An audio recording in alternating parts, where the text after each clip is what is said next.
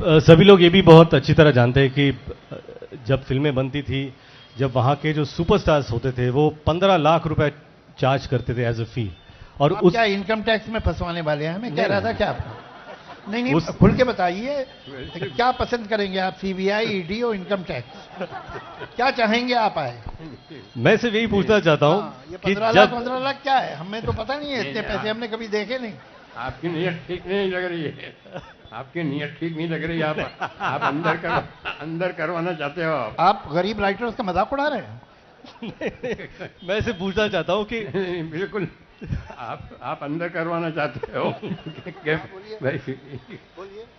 कि जिस दौर में सुपरस्टार्स को 15 लाख मिलते थे, उसी फिल्म के लिए सलीम जावेद साहब को 25 लाख रुपए मिलते थे। ये जो दौर राइटर्स का था, ऐसा कुछ नहीं है, इनकी मोहब्बत है, समझे आप? ये हमारी फाइलें खुलवाना चाह रहे हैं, वो होगा नहीं। और हमें कभी नहीं मिले ऐसे, गलत बात।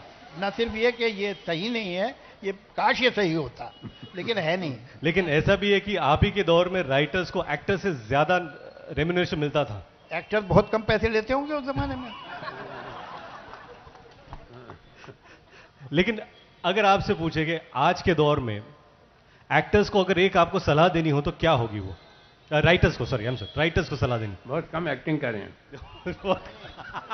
और राइटर्स को सलाह देनी सर, ये चार्ली चैपलिन का स्टेटमेंट है जी, कैन एक्टर शुड बहुत कम उसको एक्टिंग करना चाहिए। जो फ्रिवलेस हाथ घुमाता है, रखता है, बातें करता है, कोई बहुत कम करना चाहिए एक्टिंग। इनको नॉर्मल रहना चाहिए। और ऐसे एक्टर रहे हैं हमारे यहाँ, मोतीलाल जी थे, अशोक कुमार साहब थे जी, जिन्होंने बिल्कुल नॉर्मल एक्टिंग की है जी, जैसे कि नॉर्मल की तरह। कोई ड्रामेटिक नहीं किया है, कोई चिल्लाना नहीं है, कुछ नहीं, जस्ट नॉर्मल की।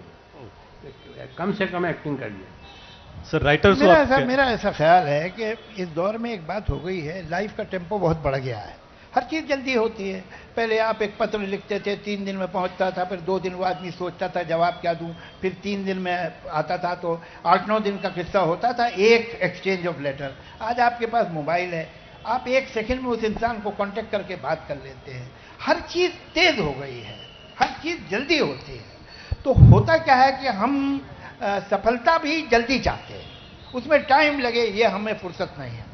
तो जो तैयारी पहले होती थी, वो चाहे लता जी की हो, चाहे वो आशा जी की हो, चाहे रफ़ी साहब की हो, और चाहे बड़े बड़े म्यूजिक डायरेक्टर्स की हो, बड़े राइटर, जो राइटर्स थे पहले दौर में, वो बहुत पढ़े हुए लोग थे।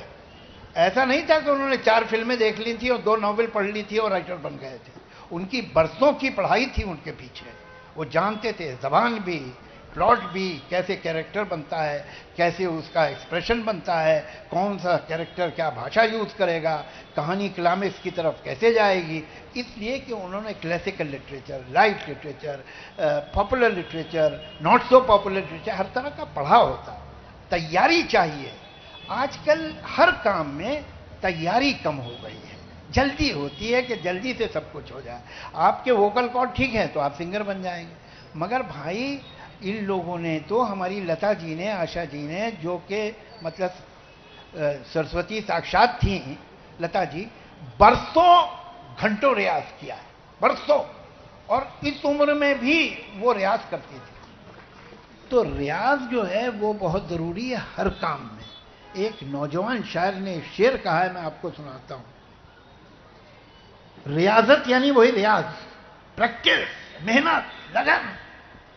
ये नहीं देखते कितनी है रियाजत किसकी, ये नहीं देखते कितनी है रियाजत किसकी, लोग आसान समझ लेते हैं आसानी को।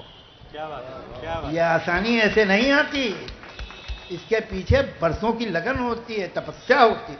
उस तपस्या के लिए तैयार नहीं है लोग, वो चाहे एक्टर हो कि डायरेक्टर हो कि राइटर हो, जल्दी चाहिए, आसानी से चाहिए। ये दुख की बात है।